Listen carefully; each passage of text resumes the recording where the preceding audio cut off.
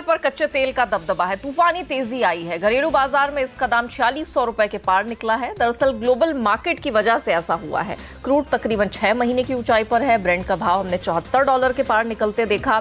WTI crude की बात करें तो $65 के ऊपर इसमें भी हरे निशान में कारोबार हो रहा है। तकरीबन 3% ऊपर ट्रेड्स बनते दिख रहे हैं। इस साल अब तक बात करें तो कच्चे तेल में तकरीबन 40% की तेजी आ चुकी है। ऐसे में रुपए पे प्रेशर बढ़ता चला जा रहा है। 6 हफ्ते के निचले स्तर पर रुपया गिर चुका है डॉलर के मुकाबले। दरअसल अमेरिका ईरान के क्रूड पर पूरी तरह से पाबंदी लगाने की तैयारी में है। इसके क्या मायने हैं, असर क्या पड़ेगा भारत के बाजारों पर भी, ये सब हम विस्तार से समझेंगे। CNBC TV 18 की commodity editor Manisha Gupta, CNBC Awaaz की deputy executive editor Neeraj Vajpayee, Nirmal Bang commodities के रिसर्च हेड कुणाल शाह और दुबई से हमारे साथ जुड़ रहे हैं एमिरेट्स NBD के धर्मेश भाटिया। आप सबका स्वागत है। मनीषा, आपसे शुरुआत करूंगी। इंटरनेशनल पर्सपेक्टिव समझना चाहूंगी, तैयारी क्या है अमेरिका की? एग्जैक्टली क्या ऐसा ऐलान होने वाला है कि कच्चे तेल में आग लग गई है? नेहा, अगर आप कच्चा तेल देखें तो अब तक हमने ब्रेंट में 37% की बढ़त और 44% की तेजी यूएस क्रूड में आते हुए देखी है। तो काफी हद तक यहाँ पर इस साल में फंडामेंटल्स काफी स्ट्रांग रहे हैं। जो लेटेस्ट तेजी है, जो 2.5% की बढ़त आप अपने स्क्रीन पर यहाँ पर देख रहे हैं, वो क्लियरली यूएस के स्टेटमेंट्स की तरफ से बनी है, जहां उन्होंने कहा है कि जो 6 महीने के वेवर्स दिए गए थे 8 कंट्रीज को, वो अब यहाँ पर खत्म कर दिए जाएंगे और जीरो एक्सपोर्ट्स ईरान, जो वो पहले से कहते आए हैं, वो अब यहाँ पर वो लागू कर देंगे। जो 6 महीने का रिव्यू है वो 2 मई को यहाँ पर है और माना यह जा रहा है कि तब तक जो 8 कंट्रीज हैं उनको अपने एक्सपोर्ट्स यहाँ पर काफी हद तक कम करने होंगे। अब जो बाकी कंट्रीज हैं जैसे कि जापान है, ताइवान, टर्की, इटली, ग्रीस, इनको बहुत दिक्कतें नहीं होंगी, लेकिन यूएस और चाइना 2 सबसे बड़े कंज्यूमर्स हैं ईरान के। साउथ कोरिया जो कंडेंसेट है वो सबसे ज्यादा यहाँ पर इंपोर्ट करता है। तो ऐसी मार्केट जहाँ पर सप्लाईज ऑलरेडी कम है, हमने देखा है कि ओपेक और एलाइज की जो कटौती है उसकी वजह से ग्लोबल मार्केट्स में सप्लाईज यहाँ पर काफी कम हुई हैं। ग्लोबल बैंक्स एक्चुअली ये कह रहे हैं कि इस क्वार्टर में शायद हम थोड़ा सा डेफिसिट भी देख सकते हैं। ग्लोबल इकोनॉमिक डेटा यहाँ पर बेहतर हुआ है, यूएस के रिग काउंट में यहाँ पर गिरावट है, डिमांड यहाँ पर रेजिलिएंट रही है। तो ये सब फैक्टर्स जो हैं ऐसा मान सकते हैं हम बाजार में कि जी हाँ, ऑलमोस्ट 73-74 के आसपास यहाँ पर कच्चा तेल है और एक स्पाइक अब हम यहाँ पर 75-78 तक भी रूल आउट नहीं कर पाएंगे। ऑलराइट, नीरज हमारे साथ है। नीरज, मनीषा ने तो बता दिया कि ग्लोबल मार्केट में क्या कुछ होने वाला है, अमेरिका की क्या तैयारी है, भारत के लिए इसके क्या मायने? मैं ये समझना चाहूंगी, क्या इसका रिपरकशन आगे दिखेगा? क्योंकि इक्विटी मार्केट आज सीधा सीधा प्रेशर खाते हुए नजर आए हैं। क्या बुरी खबर है हमारे लिए? बिल्कुल बुरी खबर है। जैसा मनीषा जी बता रही कि 2 कंट्रीज अगर आप इसमें देखें, चीन और भारत, जो ईरान से ले रहे थे क्रूड, सैंक्शन को वेवर दिया गया था, तो भारत के ऊपर डेफिनेटली इसका बहुत असर पड़ेगा, क्योंकि 3 लाख बैरल प्रतिदिन हम ईरान से ले रहे हैं। ये फिगर सैंक्शन के बाद का है, यानी हमको जो वेवर मिला है उसके तहत हम 3 lakh barrel per day import कर रहे थे। तो अगर ये पूरी तरीके से बंद होगा तो डेफिनेटली इस पर बहुत असर पड़ेगा। IOC, BPC, HPC, MRPL ये सारे इंपोर्ट कर रहे हैं। दूसरा, इससे क्या होगा कि जब आप बंद कर देंगे हमें, तो और ज़्यादा सप्लाई क्रंच होगा। तो उसके लिए खबर ये भी निकल के आ रही है कि यूएस जो है UAE और सऊदी अरब से भी बातचीत कर रहा है कि जो ईरान की वजह से लॉस होगा उसको कैसे बीट किया जाए।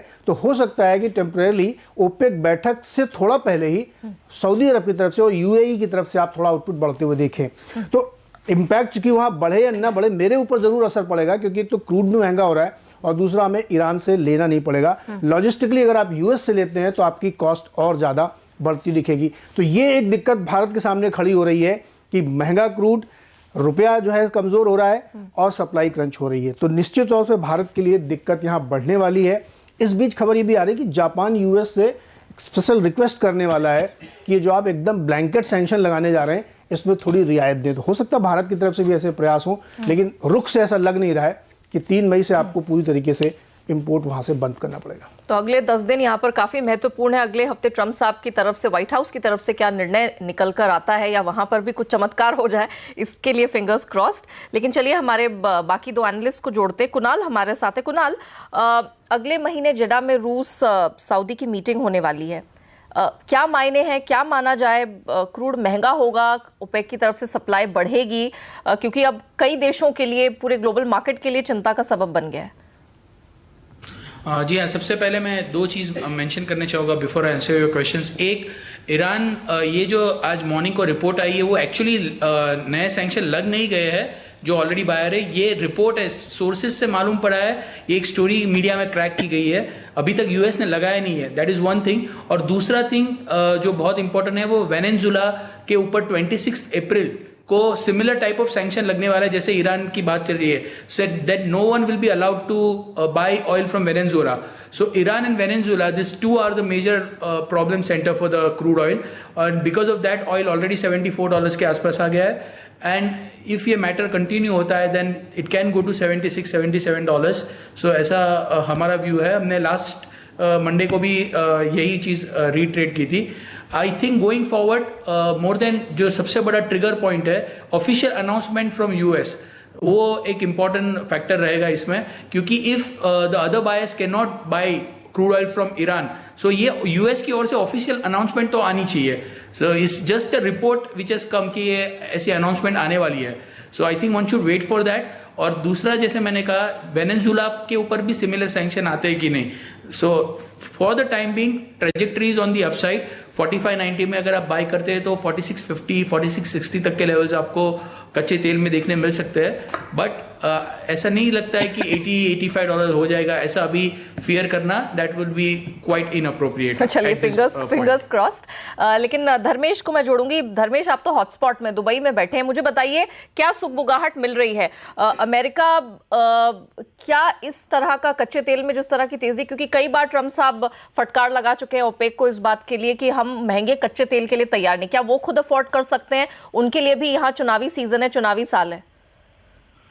पहली बात तो तेजी हमारे देश के लिए काफी अच्छा है जहाँ पे मैं रह रहा हूँ। इनफैक्ट मैं लास्ट 3-4 महीने से यही कह रहा हूँ कि कच्चे तेल में और तेजी आएगी तो स्पेशली मीना रीजन के लिए काफी अच्छा है। ओपेक काफी अच्छा ट्राई कर रही है कि सप्लाई कंस्ट्रेन करते रहे सो दैट की स्टेबिलिटी आ जाए। इनफैक्ट अगर आप जो मीना यानी स्पेशली दुबई एक्सचेंज देखे या सऊदी अरेबिया का एक्सचेंज देखे तो इसमें काफी अच्छी तेजी देखने मिल रही है, प्राइस एक तरफा ऊपर जा रहा है, तो इकोनॉमी काफी रिवाइव हो रही है यहाँ पे। स्पेशली ईरान की बात करें तो डेफिनेटली मीना रीजन के साथ ईरान का कोई गठबंधन अच्छा नहीं है। काफी सारे सैंक्शन इनफैक्ट यूएई से भी लगे हुए हैं ईरान के ऊपर, तो ये बात ठीक नहीं लगी कि मुझे कि ईरान पे स्पेशली और दबाव आ सकता है। यूएस पे तो दबाव आ ही रहा है और स्पेशली जो सप्लाई है इंडिया और ईरान की काफी अच्छी गठबंधन है, तो उसमें थोड़ी सी दरार आ सकती है फिर से, क्योंकि सप्लाई टोटली बंद हो जाएगा और इंडिया को या तो ओमान, सऊदी अरेबिया या यूएस, ये 3 जगह से उनको तेल उठाना पड़ेगा। तो ये एक कॉस्ट ऑफ कैरी बढ़ने की शक्यता ज्यादा हो जाएगी। बट मेरे हिसाब से फंडामेंटली अभी भी इसमें काफी तेजी है। मैं एक्सपेक्ट करता हूँ कि $5 से $6 की तेजी करंट लेवल से भी आप देख सकते हो। जून जुलाई सीजन अगेन हरिकेन सीजन है, यूएस से तेल आना बंद हो जाएगा ऑफशोर की तरह से, तो वहां पे भी थोड़ी सी नॉन ओपेक कंट्रीज आपको सप्लाई कंस्ट्रेंट आ सकती है। ओपेक तो ऑलरेडी ट्राई कर रहा है कर्व करने के लिए, और जब ईरान का टोटली कट ऑफ हो जाएगा तो डेफिनेटली यहाँ पे एक स्टेबिलिटी देखने को नहीं मिल सकती मुझे। रही लीबिया और वेनेजुला की बात, ये दोनों कंट्री में काफी अनसर्टेनिटी चल रही है, उनकी करेंसी काफी डेप्रिशिएट हो चुके हैं और वहाँ पे जो जियोपॉलिटिकल टेंशन के कारण आपको तेल में सप्लाई की फिर से आपको कट देखने मिल सकते हैं। तो ऑन एन एवरेज मार्केट में तेजी दिख रही है मुझे। तो महंगे क्रूड के लिए तैयार रहना चाहिए। धर्मेश भी मानते हैं यहाँ से $5 से $6 का अपसाइड। मनीषा, मैं आपसे डिमांड साइड के कंसर्न समझना चाहूंगी, क्योंकि इससे पहले जब IMF की तरफ से, वर्ल्ड बैंक की तरफ से हमने कई बार फाइनेंशियल क्राइसिस वाली खबरें भी सुनी है, और ये अभी से नहीं, हम पिछले कुछ महीनों से, पिछले साल से ही सुनते आ रहे हैं कि डिमांड साइड का एक कंसर्न बन सकता है जिस प्रकार की स्थिति है। क्या वो एक रिलीविंग फैक्टर हो सकता है कच्चे तेल के लिए, या पूरी तरह से हम ये सप्लाई कंसर्न को ही कच्चा तेल राइड करता हुआ दिखेगा? आई थिंक नेहा, काफी हद तक तो सप्लाई कंसर्न्स यहाँ पर काफी बढ़ी रही हैं, लेकिन अगर आप डिमांड की तरफ भी देखें तो वो भी काफी रेजिलिएंट है। जैसे हम कहते रहे हैं कि भारत के जो इंपोर्ट्स हैं वो हमने अब बढ़ते हुए देखे हैं। दिसंबर एक महीना था जहां पर एक डिप था कच्चे तेल के इंपोर्ट्स में, लेकिन पिछला क्वार्टर, ये महीना अब हमने फिर से यहाँ पर बढ़त आते हुए देखी है। और जैसे हम कहते भी रहे हैं कि चाहे US and China trade talks चल रही थी, चाहे IMF ने, चाहे वर्ल्ड बैंक ने यहाँ पर ग्लोबल ग्रोथ के स्लोडाउन के कंसर्न या संकेत दिए थे, उसके बावजूद भी हमने देखा है कि कच्चा तेल यहाँ पर अपने लॉन्ग्स को पकड़े हुए है। तो ऑफ कोर्स फंडामेंटल्स तो यहाँ पर स्ट्रांग हैं ही, सप्लाई की दिक्कतें और यहाँ पर आएंगी। अब तक हम ये मान रहे थे कि यूएस शायद ये वेवर्स और बढ़ा देगा, लेकिन जिस तरह की स्टेटमेंट्स अब निकल के आई हैं, क्योंकि यूएस के इलेक्शंस होने वाले हैं, वो शायद एक हार्ड हैंड या स्ट्रांगली अपने इलेक्शंस में जाना चाहेंगे, तो शायद ईरान को इतनी ज्यादा इजीली वो यहाँ से वॉकआउट नहीं करने देंगे। तो बाजार पॉलिटिकली भी काफी सारी चीजें यहाँ पर देख रहा है और उसका फायदा भी यहाँ पर कच्चे तेल में होगा। जहां तक मांग की बात है, इकोनॉमिक डेटा अब यहाँ पर बेहतर हुआ है, तो ये एक पॉजिटिव रहेगा। चाहे यूएस है, चाहे चाइना है, इंडिया की डिमांड काफ़ी स्ट्रांग है, तो आई थिंक डिमांड काफ़ी रेजिलियंट रही है। इवन एज हमने डेटा, अर्निंग्स, ये सारे नंबर्स बहुत पॉजिटिव नहीं देखे हैं, और इसका सपोर्ट रहेगा। और काफ़ी हद तक नेहा ऐसा माना जा रहा है कि इस क्वार्टर में एक डेफिसिट हम आता हुआ देखेंगे। और जैसे धर्मेश ने बोला, हरिकेन सीजन है, यूएस का समर ड्राइविंग डिमांड सीजन आएगा, तो ये सब फैक्टर्स आगे और जाके कच्चे तेल को वॉलेटाइल ही रखेंगे। तो आई डोंट थिंक यहाँ पर शॉर्ट की कोई एक्सपेक्टेशन है। और ऑफ कोर्स 75-80 जैसे स्तर हम यहाँ पर कच्चे तेल में देख पाएंगे, इसका रिस्क शायद ज्यादा है। ओके नीरज जी, इससे पहले कि मैं आपसे इजाजत लूं, मुझे जरा बताइए इकोनॉमी के लिए क्या मायने। ठीक है, हमारा ट्रेडर यहाँ अच्छी कमाई कर लेगा, $5-6 चढ़ भी जाएगा, ग्लोबल मार्केट में भी कमाई होगी, लेकिन इकोनॉमी, क्योंकि एक तो हमारा अभी चुनावी जो सत्र है ये चल रहा है, महीने भर अभी इससे पहले की काउंटिंग हो, रुपया यहाँ पर वीक हो रहा है, बारिश को लेकर बहुत ही मिक्स्ड जैसे रिव्यूज हैं, हालांकि IMD ने कुछ अच्छी बारिश की संभावना जताई है, इसके क्या मायने होंगे, और कच्चे तेल का महंगा होना? बेशक है, इंडिया चूंकि इंपोर्टर है सबसे बड़ा और थर्ड लार्जेस्ट कंज्यूमर है यूएस चाइना के बाद, तो उसका इकोनॉमी पे डेफिनेटली असर पड़ेगा, क्योंकि आपकी बहुत सारी चीज़ें क्रूड से ड्राइव होती हैं, बहुत सारे सेक्टर्स हैं जो क्रूड पे डिपेंडेंट हैं, तो उसका असर आपको केमिकल सेक्टर में देखने को मिलेगा। इकोनॉमी में आपके खर्चे ज़्यादा बढ़ेंगे, आपकी करेंसी भी थोड़ी वीक है तो उसका भी इम्पैक्ट दिखेगा। लेकिन इसके बीच में खासतौर पे जो ऑयल मार्केटिंग कंपनीज है ना, उसके बारे में एक बहुत बड़ा मिथ लोगों को चलता है कि क्रूड महंगा हो गया तो उनको बहुत नुकसान होगा। ऐसा नहीं होता, वो इंटरनेशनल पैरिटी पे तेल बेचते हैं यहाँ पे, कि यानी फिनिश्ड प्रोडक्ट अगर जो अमेरिका में बिक रहा है, अगर उसको इंपोर्ट करके भारत में लाया जाए तो क्या प्राइसिंग होगी। तो इसलिए OMCs एक इंस्टेंट रिएक्शन यहाँ पे दे रही हैं, उसमें बहुत इंपैक्ट नहीं पड़ेगा, लेकिन इकोनॉमी के लिए डेफिनेटली कमजोर है। यहाँ एक चीज आ रही जो मनीषा जी, उसमें जोड़ दूं मैं कि अभी कुछ दिन पहले एक डेटा आया था EIA की तरफ से, उसमें ये कहा गया कि ग्लोबल डिमांड जिस रफ्तार से पहले बढ़ रही थी उसमें थोड़ी सी नरमी आई है, और जो सऊदी अरब की और यूएस की पेंटअप डिमांड है वो कम हुई है, और वहां पे अभी बहुत इन्वेंट्री क्रिएट हो सकती है अगर सप्लाई बढ़ी तो इससे लगता है कि OPEC की जो बैठक होने वाली है ना, उसमें अच्छे होंगे और क्रूड प्रोडक्शन आपको बढ़ता हुआ दिखेगा। नीरज, एक और चीज है, एक मैं वुड मैकेंजी की रिपोर्ट पढ़ी थी जहां वो कह रहे थे कि 84% इस वक्त हमारी डिपेंडेंस है क्रूड इंपोर्ट पर। करेक्ट। और इवन एज हम चाहे सोलर की बात करें या फिर हम यहाँ पर इलेक्ट्रिकल व्हीकल्स की बात करें, उन्होंने कहा है कि अगले 10 साल में हमारी ये डिपेंडेंस 95% हो जाएगी।